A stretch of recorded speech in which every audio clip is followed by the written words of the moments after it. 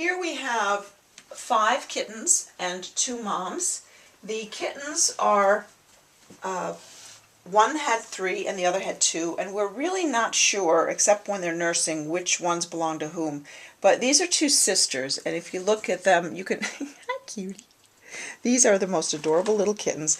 Now, we rescued them 1 week ago today, and they had just started coming out from underneath a porch in West Pittsfield where they had been born. And these are their 2 moms, and again, both sisters, very probably were born last year, and this is their first litter each, which were probably born within a week of each other. If you look here, this little one here, the little gray and white, is a bit smaller than this guy here, and then this little kitten back here is smaller than the other 2 black ones.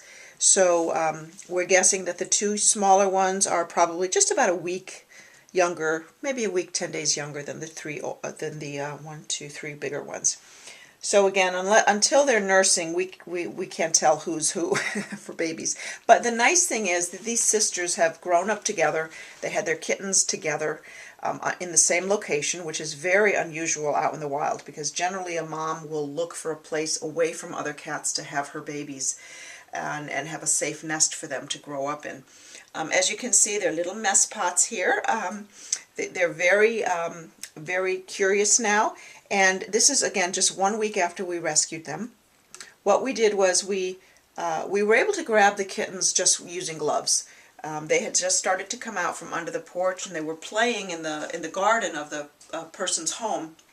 And so we just very gingerly went up and picked them up one by one. That's unusual, because usually even at this young age they can scratch or bite, so that's why it's really not good for people to grab kittens in the wild. We did use humane traps to capture the 2 moms, and it went very quickly. These cats have grown up under this porch. There are many, many people in this neighborhood, so the cats are constantly around people. Even though they were technically feral, I suspect that when they were kittens, they probably had a lot of interaction with humans. But they've lived their life outdoors, and they are not friendly enough to be adoptable. So they were both spayed. They were both tested to make sure they have no leukemia, feline leukemia, or feline AIDS, and so they tested negative for those diseases, which means that their kittens are also negative. We're not going to be worried about their kittens having those diseases. And if you look, if you can zoom in on the ears, they both have on the left ear, which the left ear, so the right ear facing the camera, an ear tip, which is during surgery. The tip of one ear is just surgically removed. It's not a painful procedure. It's not mutilation. What it is a way of identifying feral cats that have been spayed or neutered.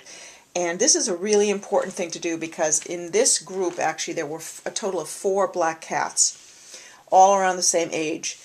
There was another female, which we did catch and have spayed, and then a male, also about the same age, so we're guessing that these were, all 4 were siblings.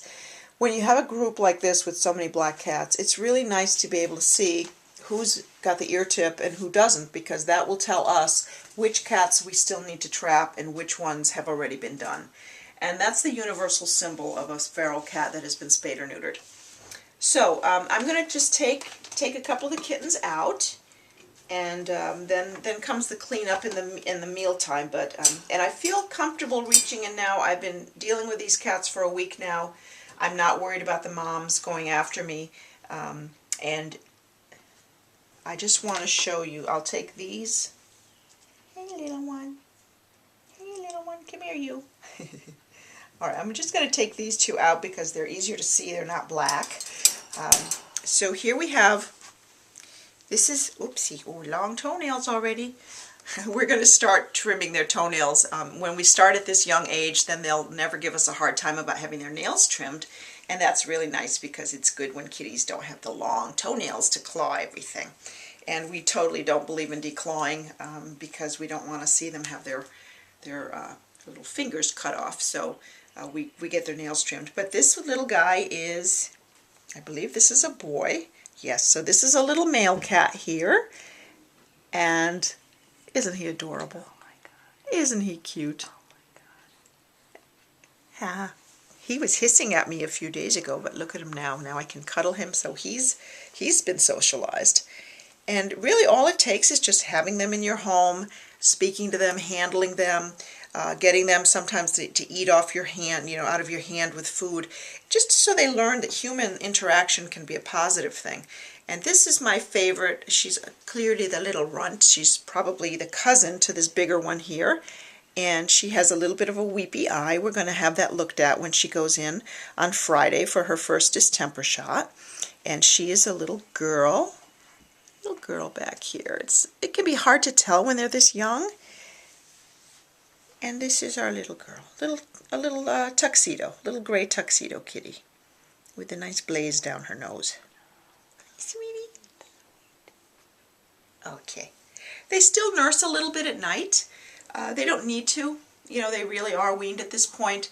When the eyes change from blue to gray or yellow or green, whatever the permanent color will be, then we know that the kittens are old enough to be taken away from the mom. That usually happens at around 7 weeks.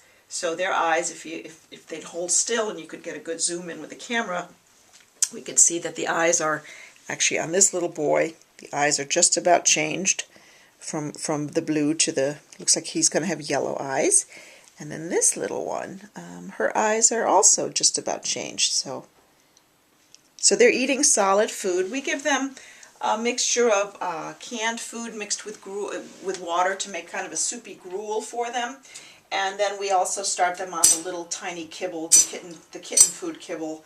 And we try to feed them really high quality food so that their immune system will be nice and strong, and they'll have good nice thick coats and healthy skin and eyes. Okay, so this is our first group. The two moms are going to go back.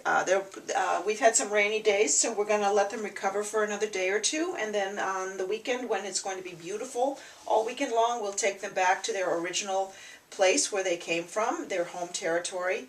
And we also have a very nice little shelter box that's insulated and it will be packed with hay, so they'll have a place to crawl into and they'll be able to sleep in there, and no matter how cold it gets in the winter, no matter how wet it is or snowy, they'll always have this nice shelter to crawl into, and they won't need to live underneath the drafty porch anymore.